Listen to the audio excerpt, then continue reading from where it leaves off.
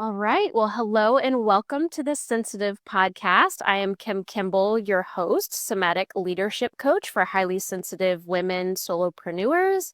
And I am here today with Caroline Leon. I am so excited for this episode. I cannot wait. And I'm going to allow Caroline to introduce herself and her work before we get started. Wonderful. Thanks, Kim. Thanks so much for inviting me.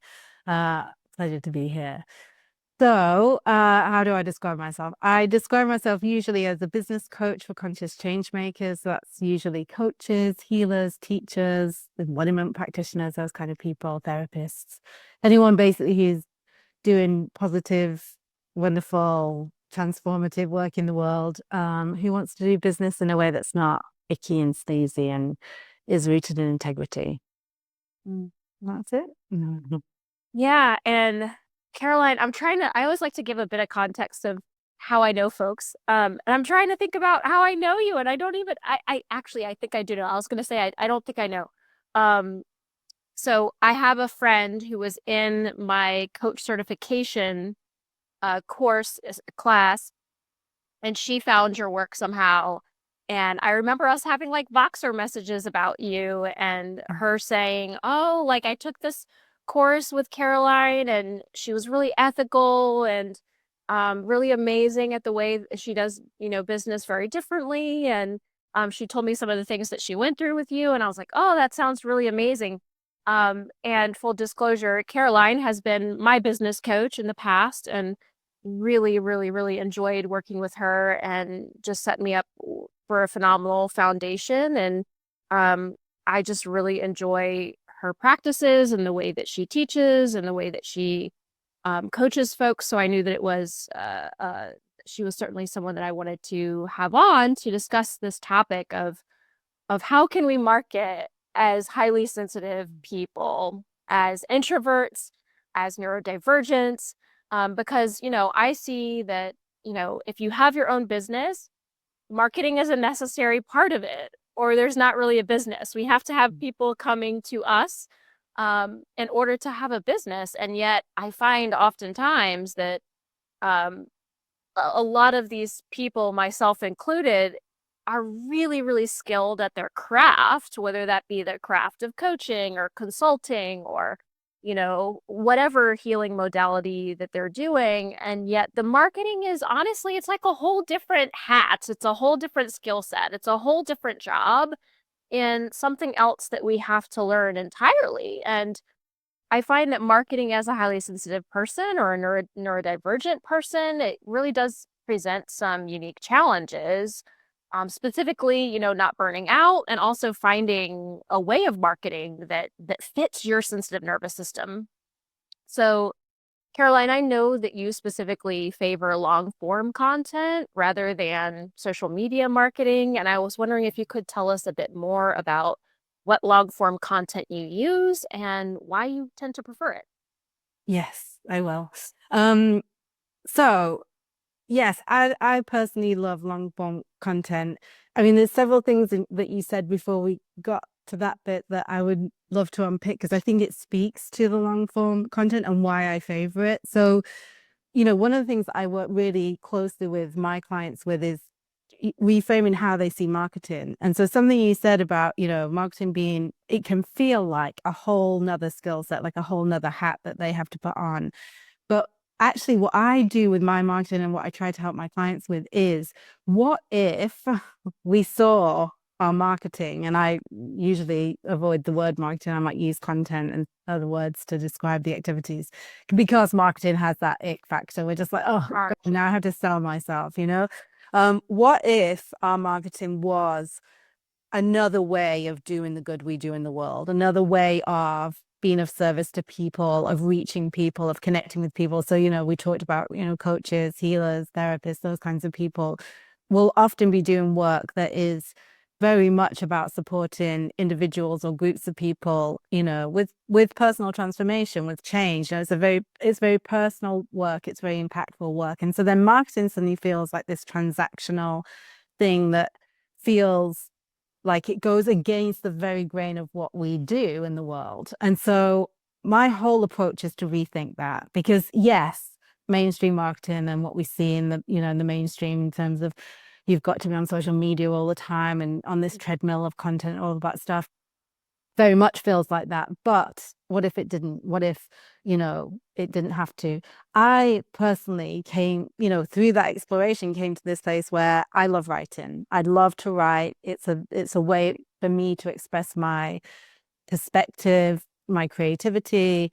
I always wanted to be a writer when I was little. That was the question. If someone said to me, you know, what do you want to be when you grow up? It was like, I want to be a writer. I'm not quite there, but I write regularly as part of my business. And so for me, long form content just felt like it was something that just felt different to that transactional social media stuff that we see that feels like the end goal is get sale. Like I've got to create something that's going to make people want to buy from me. I have this thing, I typically start my long form content journey, and I suspect we'll talk about what happens to the content once it starts, but as a newsletter. And when I sit down to create my newsletter, I will, I mean, I don't necessarily think it anymore, but, you know, when I first started writing newsletters, it's like, what's the purpose? What do I want to do here? And for me, it was like, I want the person who receives this newsletter to feel like they've been coached by me. I want it to feel like as if they'd sat and I'd shared with them one of my best strategies to help them with the issue that they have. So the reason I think long form became the format that just I love the most is because of that. I can go deep on my strategies and ideas. I can share my point of view more richly than I can in kind of a short, pithy social media post. Um, I find that it lives longer, you know. So if you, for example, I saw this incredible article the other day. I keep meaning to re-find it and share it somehow, but it was like the shelf life of content or how long content remains visible once it's shared according to different platforms. And it had things like, you know, TikTok was like 30 minutes or something, and it went up and up and up. And the last one was blogs, and that was like 2 years. So a blog, and I know that to be true because I have articles that I wrote back in 2018 that when I got serious about content, that still people are finding on the internet today, and it's leading them to then inquire about working with me. Now that never happens from an Instagram post or I don't, I'm too old for TikTok, I have to say, or Facebook, but I do have people finding my content, my longer form content, you know, from the internet, from my blog or so they're just some of the reasons, but really it was for me because it suits my personality. And so I know when I work with some clients, long form content would be their absolute horror show. You know, it's like, oh God, I can't think of anything worse. And that's what I always say to people, whatever way feels good to you to connect with others, to be of value, you know, to demonstrate your expertise in a way. You know, I talk a lot about demonstrating expertise because we're told in order to get clients, we have to kind of make seduce people into wanting to buy from us. It's like, you know, we have to make our coaching offer or our work seem so enticing. But when we go down that road, then, you know, that's the road of manipulation, countdown timers and false promises and all of that stuff. If we demonstrate our expertise by basically sharing freely our knowledge with people, which is, I think, easier in long form content, then just gives people, you know, people can get something from a long article that they can work with. They can go away and have it can affect change in their work or their personal growth, you know, immediately without them necessarily needing to hire you, which again sounds counterintuitive, but for me, I found that the more I do it, the more generous I am in my content, the more people want to. They can kind of see, oh, this is her approach. I align with it. I agree with her point of view. I really like what she has to say about this topic. I'm interested in working with this person. So for me, it's been a wonderful way to grow my business because I love to write. So it's been a bit of a no-brainer for me. Yeah. Yeah.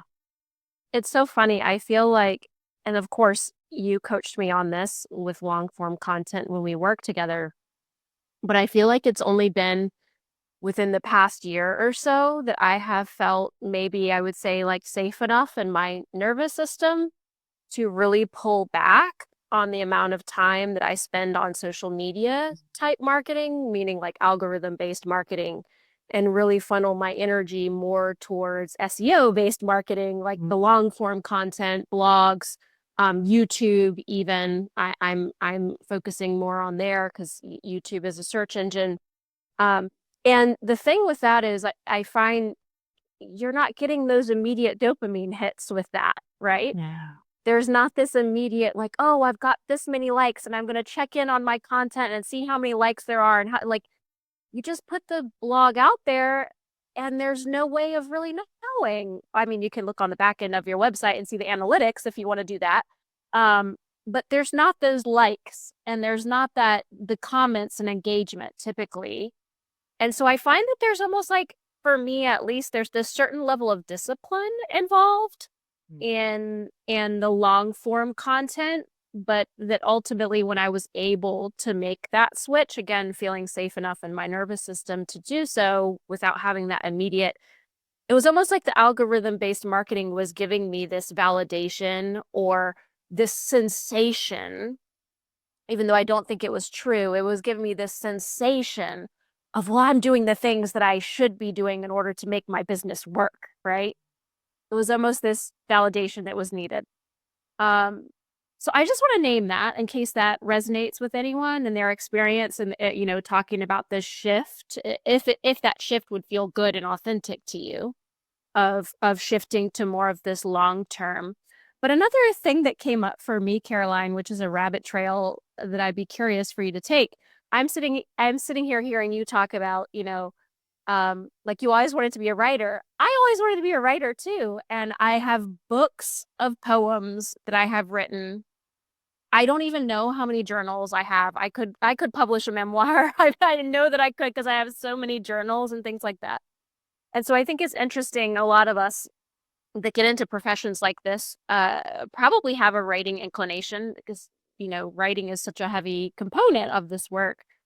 But I've gone through periods where writing for my business has made me lose the love of writing. And I'm just curious what you would say to someone if they are in that position, where the have to, or, and I know there's so many variables in there. Is it the way you're writing? Is it you forcing yourself into a marketing strategy that isn't authentic? But just, broad strokes. If somebody comes to you and says, I used to love writing and I don't anymore because I'm having to write all of this content, what would you say to those folks? Yeah, I mean, I would probably go straight to um, what is the purpose? Whether you're conscious of it or not, what has the purpose of the writing become? Because I find, well, there's two things that happen when people struggle with writing for their business. Either they've lost that inspiration. It's like, I just don't know what to write about. And often that can be, I found, because people are in the earlier stages of business and they're not having a lot of client facing work or conversations. So there's a kind of like, I don't know what to write about. It's all been said. I don't have a strong point of view. I'm not sure, so then it does feel like a drag. It's like I have to force myself to say something that doesn't feel natural. So to those people, I usually say, you've got to be in conversations. You've got to be talking to people. If you're not fully booked with clients yet, do give sessions or do market research calls, but be in those conversations, because the easiest writing I found to do is when it just comes from, oh wow, this person asked me a question and this is the answer I gave in a session. I could just write that up and it would be, it's perfect. Something that's happened to me over the years, I didn't really anticipate this when I started to take the writing seriously, but I see it now as my writing is like this catalog of strategies and information and ideas that I pull out all the time. So if I'm in a work together call, I'll usually send 2 or 3 articles to people to read while they consider whether or not, I'm the right coach for them. If I'm in a client session, 9 times out of 10, there'll be a question will come up and I'll say, rather than us take the time in the session, I've got a post on that, you can read it outside of the call. So it's become this kind of, um, you know, uh, catalog of useful this library of useful resources that I can use for my clients. Now, the reason it's so useful in that way is because my content is very largely inspired by um, the conversations that I'm having, which makes it easier to write. So that's one thing. If it's that, if there's like, I don't know what to write about, I just have kind of lost the inspiration. And the other is like, have you slipped in somehow inadvertently to going back to this is so that I get clients? I'm only doing this activity because I have to market my business. Because the minute we're in that space, and I know it's really hard to stay out because we're business owners, that's the whole point, surely if you can stay into a space of it's my sacred practice, it's my creative practice, it's my way of expressing myself and sharing my and exploring my own ideas. I think when we've put some kind of outcome or we attach some kind of outcome to the end result of the piece, like visibility, making the sale, even having a catalog of resources, whatever. If we put this kind of expectation on it, it immediately feels like a drag. If we and my thing is I don't beat myself to death if I don't publish a new piece every week. That's my goal, but sometimes I'm busy. Sometimes like today is my content day and I had to do shopping because we were away this weekend, so I didn't write a piece today. um I'm not going to give myself too hard a time. I'm just going to get back on it when I can. I think the mistake I made for many years is if I break my own routine or I break my own schedule and I miss, I said I'm going to write a piece every week, or I'm going to send in, and then I don't, then what's, I've ruined it. It's, I've already, failed. Versus what I've developed, over the years is this idea of it doesn't matter if I miss a week. It doesn't matter if I don't send, the newsletter this week. As long as I send one next week, I kind of come back to it. So there will be times when you're just like, I just can't pull something out of me. I just can't. And there is an argument, and I did subscribe to it for a long time that, and I get this from books like Stephen Pressfield's The War of Art and Turning Pro, this idea that, and even Big Magic by Liz Gilbert, you get your seat in the chair and then the muse shows up. And, I love that idea. And I think there's definite value to it. There are times when we don't feel like doing it, but if we sit down and we start, like, we can use the same analogy with running. If you put your shoes, like I remember reading Yeah. recently, someone saying, I don't commit to running every day. I commit to putting my running shoes on every morning. I love that because, and it's the same if you get down and, sit down in your seat and you open up a blank document to start creating, the chances are, once you start, you're gonna get into it. So, of course, like you said, there's so many variations as to why someone isn't feeling it. But in my experience, it's usually one of those two things. They don't know what to write about. And that's because they're not in their craft enough, because maybe they're in the early stages of business, or they've attached some kind of outcome to it that's making it feel heavy. That if you can release that outcome, it's going to feel easier. Yeah. Yeah. I love that. Thank you. And I think that's a perfect segue to talk about repurposing content. I know this is something that you do so well and that you taught me to do and has saved me endless amounts of time and energy. I think at one point in time, you sort of showed me and talked through that you can take one piece of content and repurpose it to 14 different pieces of content. I may be getting the exact number wrong, but it was a large amount of content from one piece of content. Can you walk us through a little bit of the benefits of that process and how you do it? Yeah. Yeah. So I always talk about repurposing as it feels like one of the best kept secrets in the marketing world. Like, you rarely hear people talk about repurposing. You hear people talk about creating content all the time. And something that I see in my own clients is that, we pour over a piece, we spend forever on it, and then we put it out there. I mean, I love that when you talk about putting stuff on social media, you got the buzz of engagement. For many people, there's crickets, It's like they pour all of their heart and soul into a piece of writing, and wherever they publish it, whether it's a newsletter, a blog, or on social media, nothing happens. And it's like, oh my God, it took me a week to create that piece of content, and now I have to do it all over again. So something that I mean, a hat tip to George Cow, who's another incredible business coach that has heavily influenced my work, who really introduced me to the concept of repurposing. I just realized that basically I can take a piece of I can put all of my love and energy into a piece of writing, and then it doesn't end there. It can be something that I repurpose, in multiple ways. And so just to give a kind of brief overview of how I do it in my business, I start my content journey, or a piece of content starts its journey as a newsletter. That's for me my most important audience. I always say, it's very easy for someone to click follow on Instagram or Facebook. It's just a click. For somebody to actually sign up to your newsletter, to go to your website, to decide that they want to hear from you, to in their inbox, which these days I think is, really high real estate, and take the time to fill in the details and sometimes even then confirm the email. They're my warmest people. They're the people who have said to me, I want you to write to me. I want to hear from you in my inbox. So for me, my subscribers are my most important people.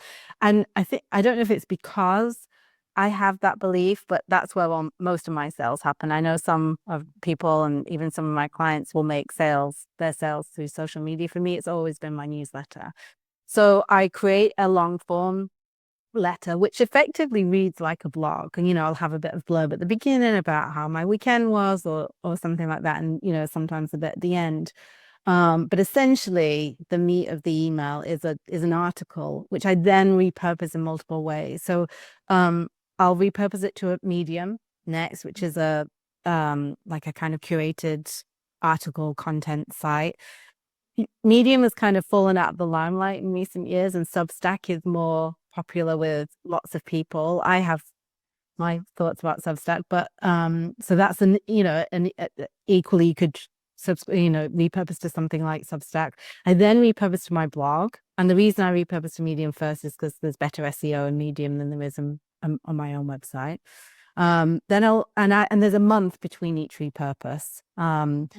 And I can explain why that is. Lots of people ask me about that thing in particular.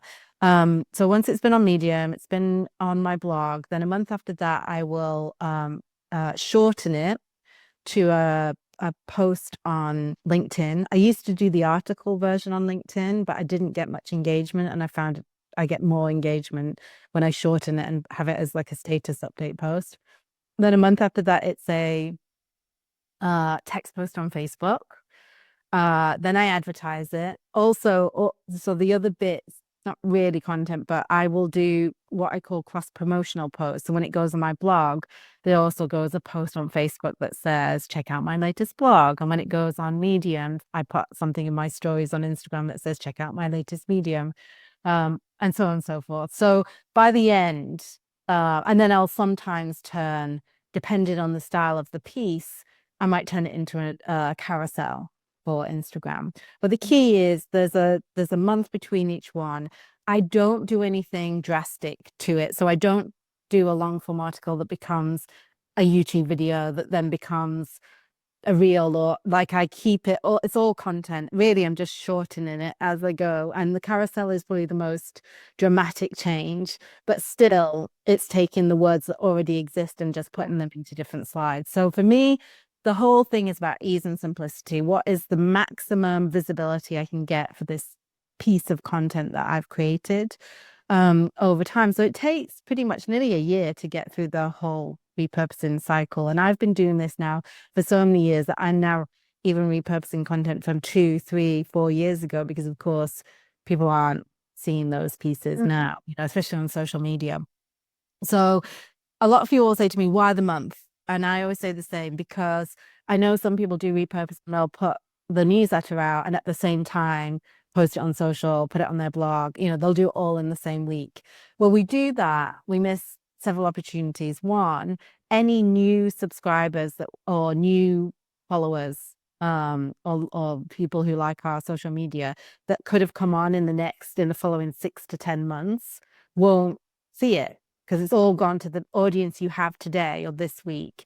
So that's one reason for the split. The other is I found that people, and I know this for myself with the people I really love, whose content I love, who repurpose, I'll see it and I'll think, I know I read that, but I do not remember what it said because it was a month ago, 3 months. So I'm going to read it again because I know it was a good one and I want to remind myself of what it said. So you get those kind of multiple chances of engagement and sharing and nurturing. The whole purpose for me behind my content, but rather than it be to get the sale, is to nurture my audience and to serve them. Because I found that when people feel served by you before they've even spent a penny, they're actually more inclined to spend a penny than the other way around if we kind of, trick people into buying from us. So that's it in a very small nutshell. But it's my whole thing. And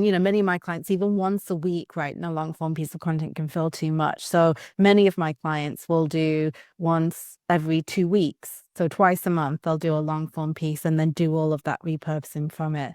And what it means is I can be sat here, I've got 2 monitors, and I can be sat here because I am lucky that I've now reached a point in my business where I can have a VA.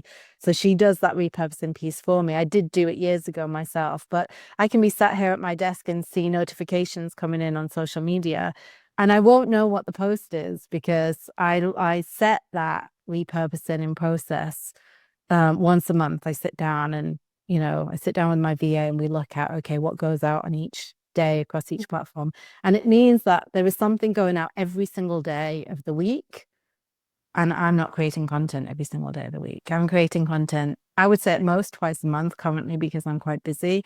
Or it could be once a week. But that's the beauty of it for me, is that you are more present online. It's something that you can still have content going out while you're on holiday or you're away, because it's content that you're repurposing, not content that you have to create. So you're not on that treadmill of creating content every day. And I feel like this is like hitting different as I'm hearing you say this, because it's been a long time since we've had this. I do this process myself because I learned it from you. Um, but hearing you talk about it again is hitting a little bit different because I am currently in the process of building my own course called Burnout to Balance. And it's specifically for highly sensitive solopreneurs to um, stop burnout and prevent it from recurring, recover from burnout, and to build sustainable habits. And it's precisely things like this in your business.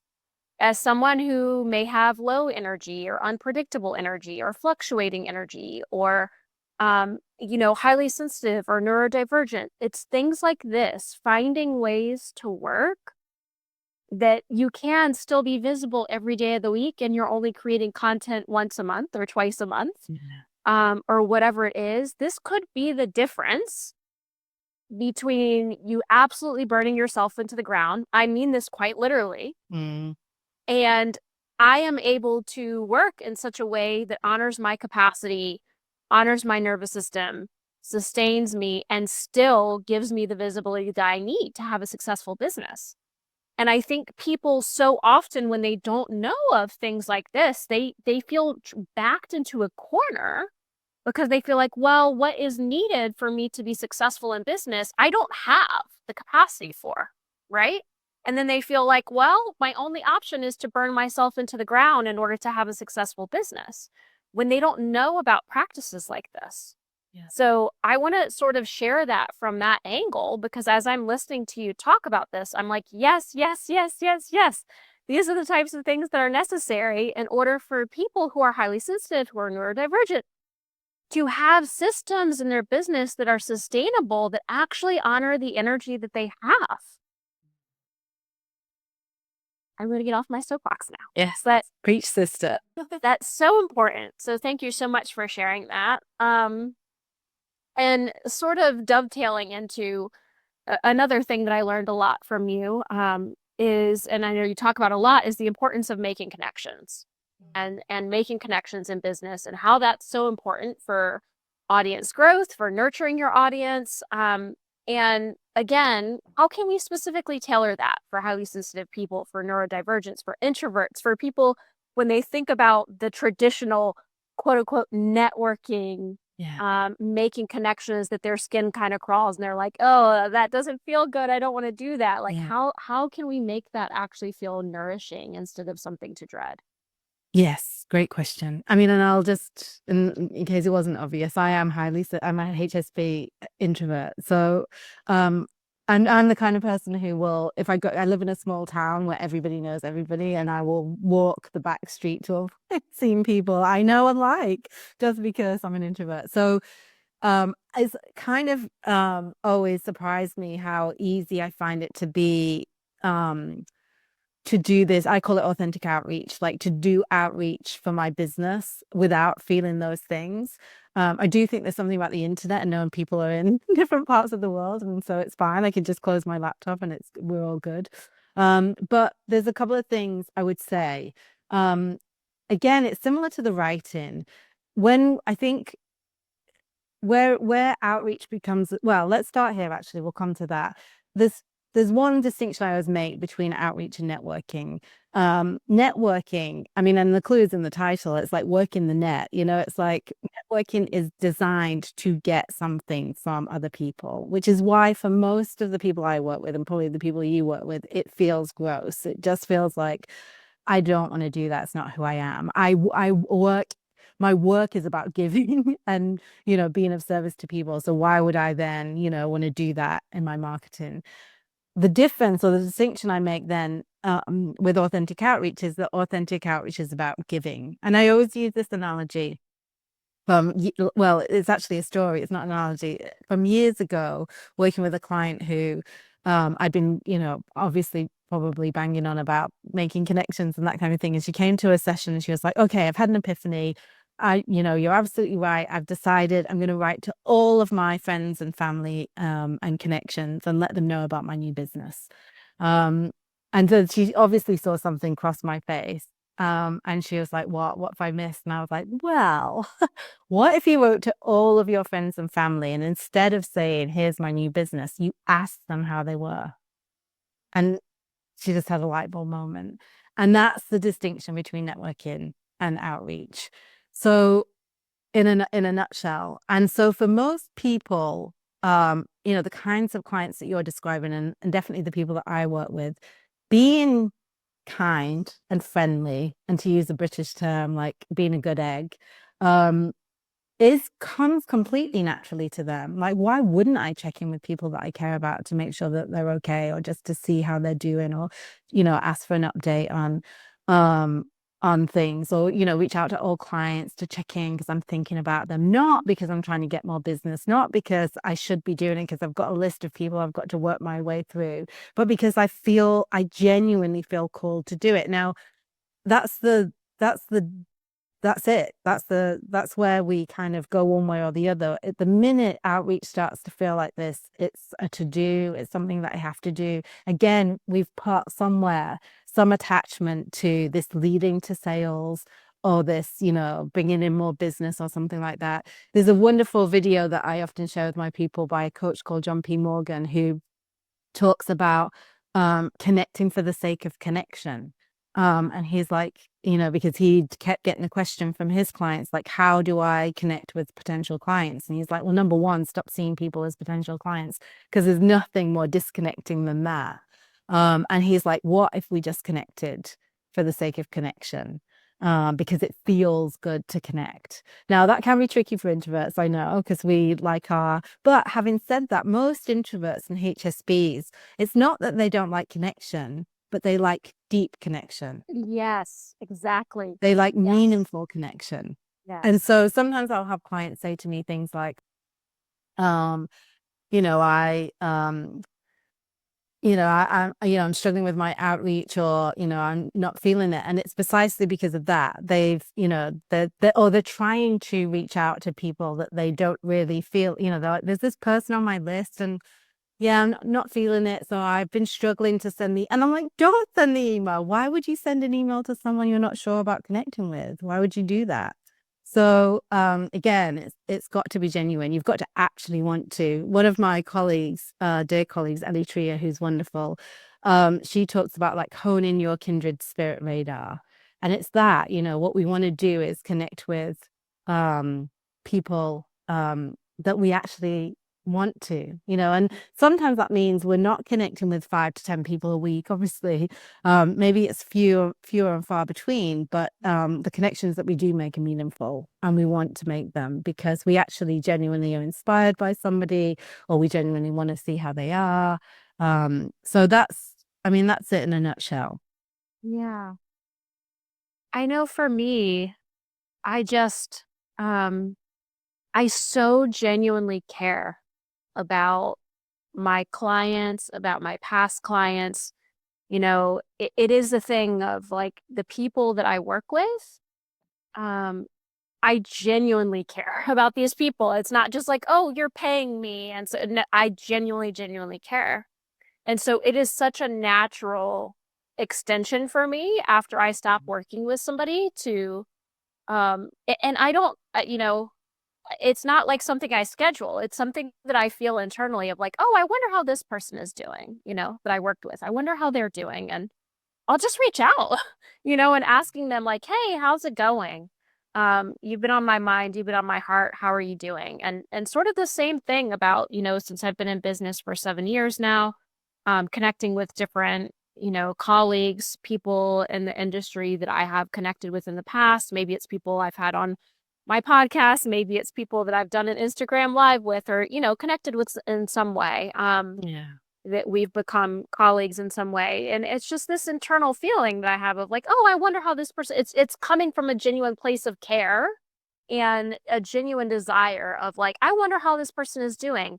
And funnily enough, I'm never reaching out to people like that, like you're saying, with this attachment of like, oh, I want to check in with this person because maybe they'll buy from me again. Or, Yeah. oh, I want to check in with this person because maybe they can promote my latest offering or whatever. Yeah. It's coming from a place of non-attachment of genuine care, and sometimes that genuinely leads to sales, right? And Yeah. and it's just coming from that place of care. Yeah. So, Yeah. Absolutely. I mean, I always, it's slightly different, but people will say things to me like, no one ever replies to my newsletters, or no one, ever leaves comments on my posts. And I always say, when was the last time you replied to someone's newsletter? And they're like, oh.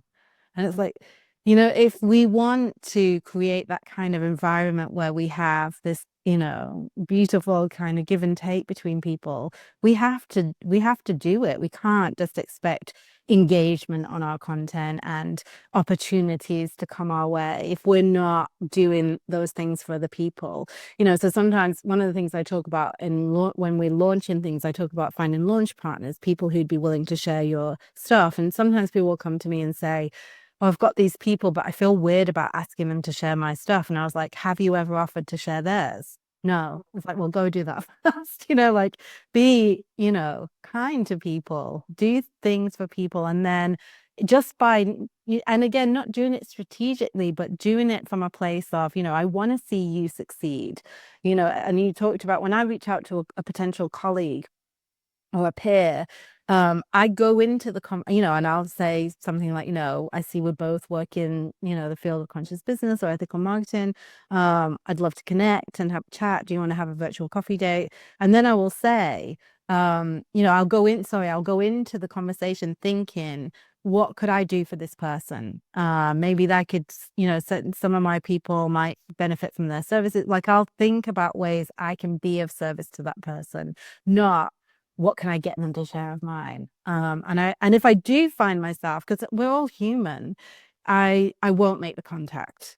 If I find myself wanting to make contact with someone because I want something from the connection, I will I'll I will not do it until I can get myself to a place where I feel like that charge isn't there. That's not mm, why I'm doing it.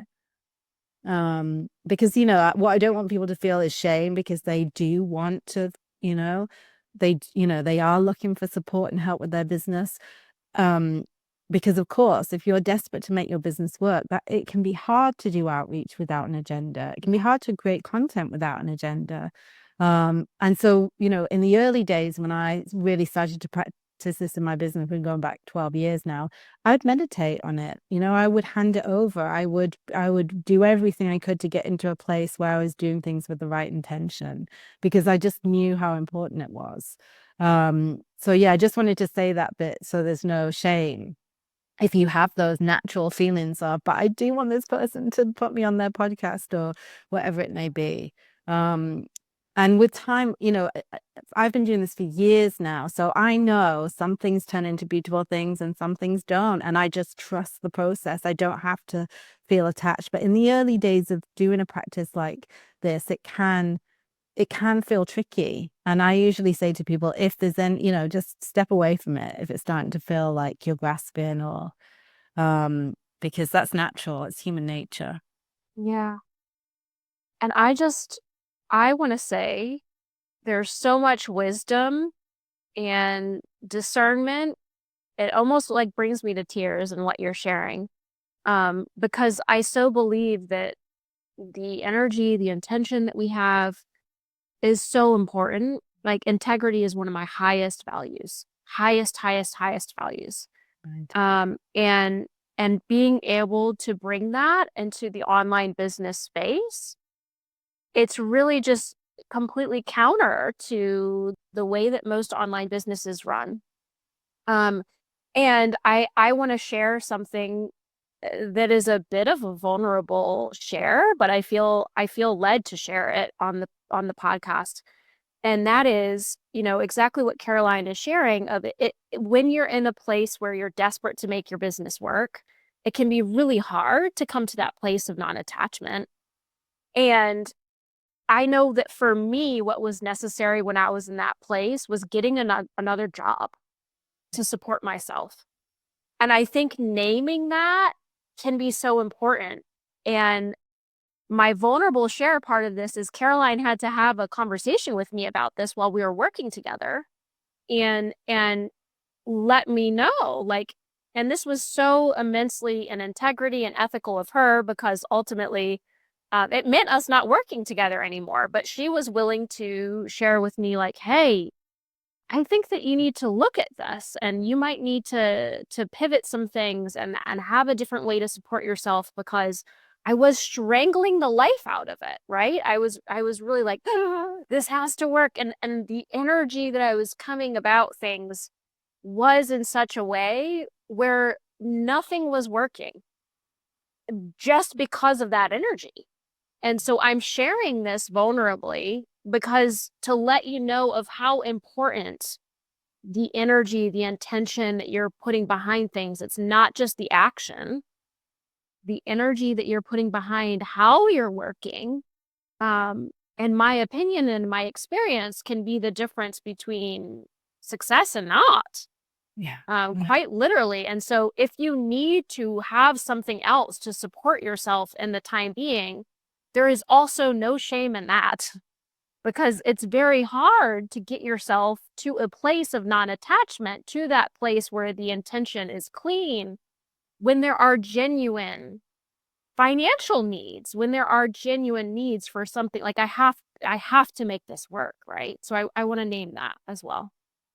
I love that. I mean, and I too had to do work on the side which was, for me as a business coach, felt deeply shameful because it's like, how can I, be telling people about business? Only now I look back and it's like, well, of course, the first 1 to 3 years, nobody is making six. I mean, it just isn't, regardless of what they tell you on the internet. It's just everybody struggles through those first years. Everybody starts at zero and has to work their way up. So I also had work on the side. And it's funny, I mean, I think it's amazing that you shared that. I sometimes say to people that you know, the hardest people for me to help sometimes are the overachievers, Mm. the people who are so committed to doing every single thing that I tell them that it's like they go they go beyond, they go beyond what's required. And it, you use the language, you strangled, the life out of the business. And I think I've seen it. It's not something unique to you. I think that is something for people who are typically very good at hitting the goal. And I'm a former project and program manager, so I had to learn that myself. I was so lucky to begin my life as a business owner with an incredible coach who supported me with this stuff. So I may way have you may well have gone that same way had I not had that support. So yeah, it's a thing, and you think I'm doing all the right things. Why isn't it Yes. working? It can feel really demoralizing. And then someone who's, oh, it seems like they're just winging it, it's Yeah. very, well, I tried this thing and like I just sold out.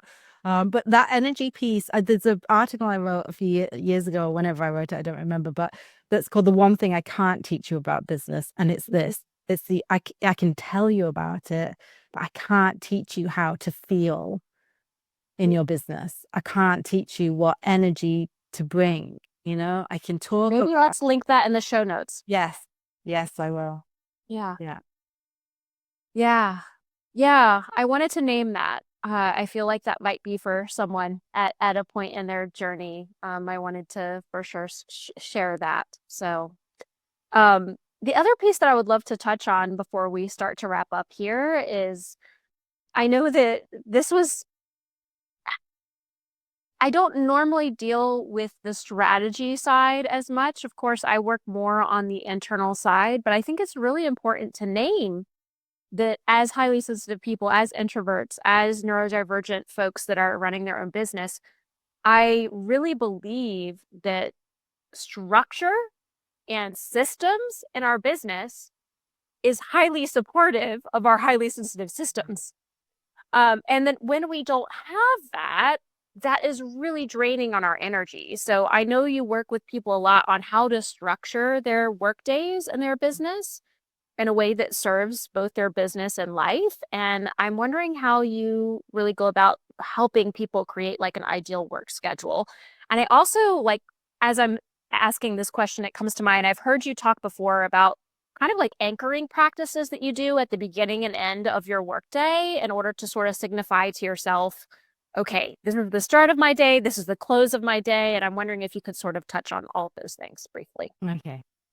Well, the ideal schedule, which is something that I get all new clients to do, is I mean, is what it sounds. It's the ideal. Like, what would your dream schedule be? And not kind of pie in the sky, work one day a week, and then I make, multiple six figures. We do all love that schedule, I'm sure, but like realistic schedule. So the first thing I get people to do is identify when you don't want to work. So that can be things like for me as a parent, when I have my children, I like to have my children home from school for lunch every day, which is in Spain. It's a long lunch. That's 2 hours. I want to be there for them when they get home. I want to, be able to take them to school. So all of those things immediately get taken out of what's available for work. I also so that's the first step. When don't you want to work? Then other things that I recommend is things like as someone who works with very client facing work, if I have calls every single day of the week, Monday to Friday, I go a bit bonkers. So as an introvert and highly sensitive, I need space to regroup. So something that I've done, and this is all through trial and error over the years, is I've decided, okay, when makes sense for me to do my content creation? For me, it makes sense to do it on a Monday because I don't have like the busyness of the week to contend with. I can also have a gentle start to the week, so I'm not going straight into client calls on a Monday. So I have Monday kind of completely blocked off for content. I might have one or two calls in the afternoon, but Monday morning in its entirety is content. Also things like when do you want to, so for some people they might feel more energized creating content in the afternoon. For me, that's when I need coffee and um, the only thing that will energize me is the conversation. I'm not going to feel creative necessarily in that space. The other thing when I was first creating my own sense of an ideal schedule was like, I realized I had my calendar wide open for when people could book calls with me. Mm. I didn't have any structure, it was wide open. And if there was nothing in the diary, then you could book it, which meant I could, my working hours are from, well, now they're actually later because I do my exercise after I drop the kids off in school, but it used to be 9 a.m.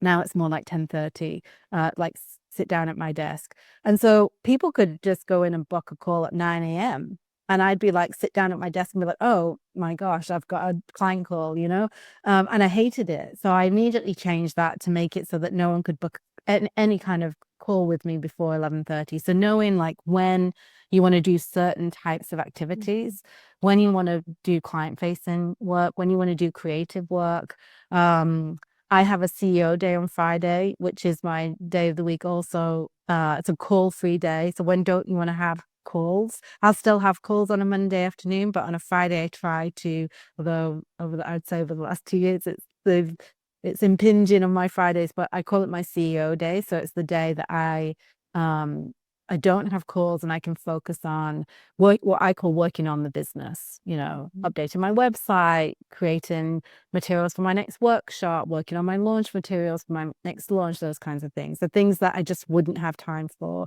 in the week, and also preparing for the week ahead. So that's why I love Friday and Monday to be relatively call free, so that I have that space to create content, to plan ahead, to work on the business. And then my kind of service delivery takes place Tuesday, Wednesday, Thursday. That's my ideal schedule. That could be completely different for somebody else, but that's just gives you a sense of how it works, if that makes sense. It's when don't you want to work, and then when you are working, when how do you optimize it for your energy type, for when you feel most creative or most awake or whatever it may be. So that's the ideal schedule. In terms of those practices that you talked about, and the reason I talk so much about the importance of an ideal schedule, because many of my clients come to me and they're very like, I don't like structure, but they're drawn to me because I do structure. And my thing is, a lot of people find structure constrictive. And I say the way I say is, for me, the structure protects my life. If I don't have a strong structure around my work, it will bleed into my life. Yes. And I have a family and small children, and that's non-negotiable for me. So the structure isn't to, chain me to my desk. The Restrict, structure, yeah. yeah, the structure is to make sure that work stays within a certain and specific time It's frame. like And then, the banks of a river. It's like it gives the yeah. flow some guidance. Yeah, exactly. So for me, it's really important to be able to walk out of my office at the end of a work day and just be completely present for my family. So a couple of things I do in the morning or the night before, I'll always look at my calendar. Sometimes, I mean, and you fully experience this when I try and set up calls with people and they're like, oh yeah, I just totally forgot. And I'm like, I do live by my calendar. So I will look at my calendar the day before, to just see what's coming up tomorrow. I'll also, the first thing I do in the morning is like go through, and a practice, I wouldn't say I'm very disciplined at this, but I love it when I do it, which I also got from George Cow, is to look at each thing on the calendar and kind of express gratitude in that moment for that thing. So even if it's doing my taxes, even if it's like dealing with a task or a person that I just, my kind of heart sinks a little bit, to kind of, bring some gratitude to the fact that that is on my calendar and what it means for me and my life. As a really beautiful way to kind of like start the day. I mean, I start with a gratitude practice anyway. I use the 5-minute journal, which I love. I find gratitude is the most grounded thing I can do at any time, but especially before my working day starts.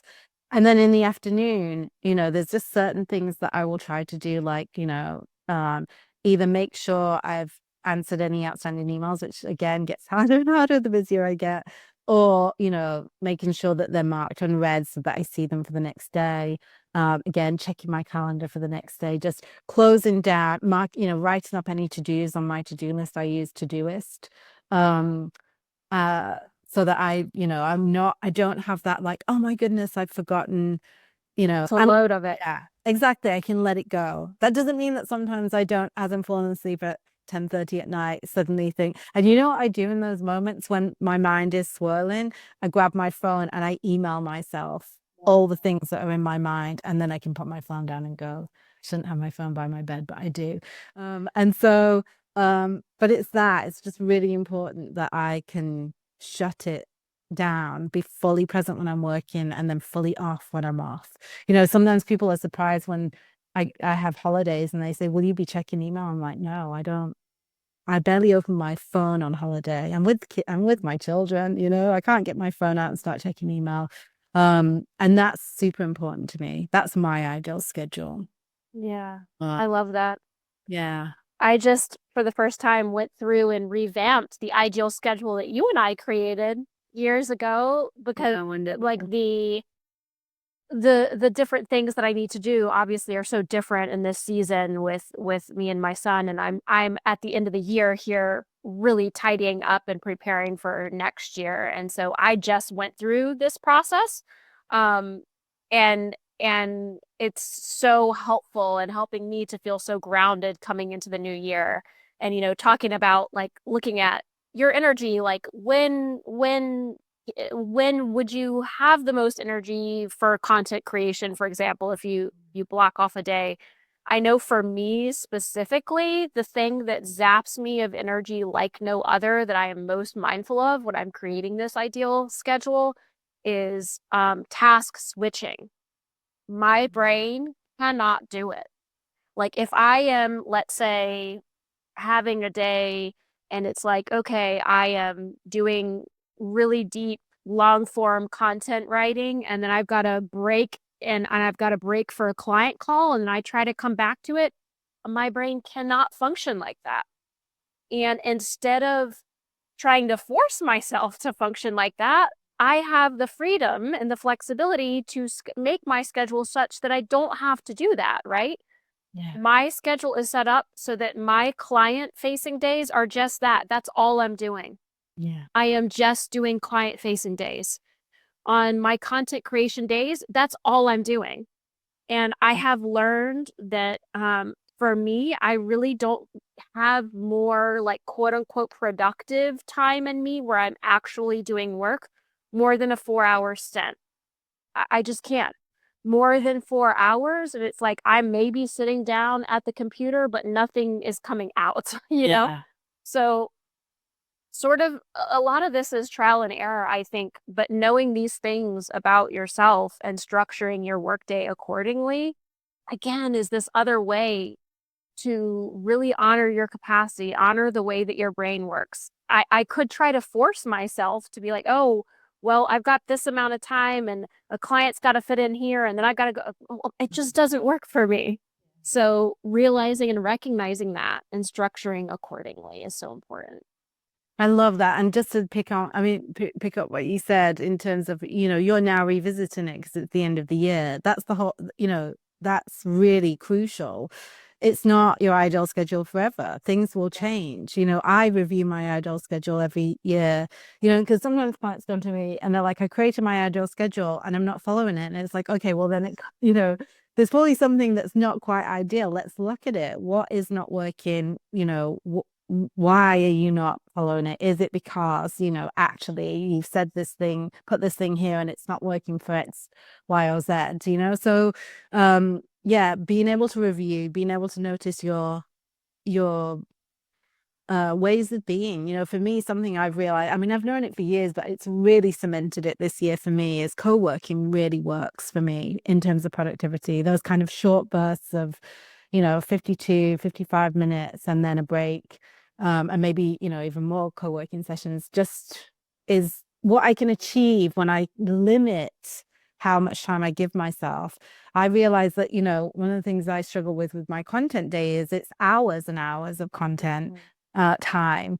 And actually, that's not been working for me. But if I have, like 2 or 3 co-working sessions where or I break up the content process, maybe there's a bit on Friday and a bit on Monday and then a bit on Wednesday. It works better for me. But like you said, that's task switching, is a struggle for you. It's about finding your way. It's about finding the thing that works best for you. And then scheduling it, basically. Yeah, absolutely. Mm. Well, as a successful business coach who I know has coached hundreds of business owners, I'm curious if you had one piece of advice to give highly sensitive business owners, what would it be? Um, it would be to do things the way you want to do them. People come to me all the time and they'll say, should I be on Instagram or should I be on Facebook? Should I do video or should I do long form? Should I? And I always say, what do you prefer? What Mm. what feels good to you? When you do what feels good to you, you enjoy it, you emit the right energy. and you're better able to be consistent in it. If you try and force yourself into what you think you should do, you fail on the energy and the intention piece. You won't show up to it consistently because it feels like a drag. It's all of that stuff. So is that, do what feels good for you and know that there's no right strategy. Everybody's made Yes. a strategy work for them. So So important. Mm. yeah. Well, if it's okay with you, I always do a bit of rapid fire questions here at the end. That's just made to just allow everyone to get to know you a little bit better. You do not have to think about these questions very deeply at all, nor give long answers. Just whatever comes to top of mind is totally fine. What do you wish people knew about your experience as a highly sensitive person in the world? That high sensitivity is a superpower, not a flaw. Mm, I love it. What's the last thing that truly surprised you? Probably one of my children. I don't know how or what, but they surprise me all the time. And what consistently brings you deep joy? My children.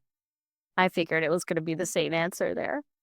Is there anything that you'd like to say briefly in closing that feels like it needs another moment to wrap up from our podcast before we end today? Just that introversion and high sensitivity and neurodivergence are all reasons why your business can succeed and not things that will get in the way. Medicine, deep medicine. Thank you so much for your time and for sharing your wisdom and gifts and expertise with us today, Caroline. My absolute pleasure.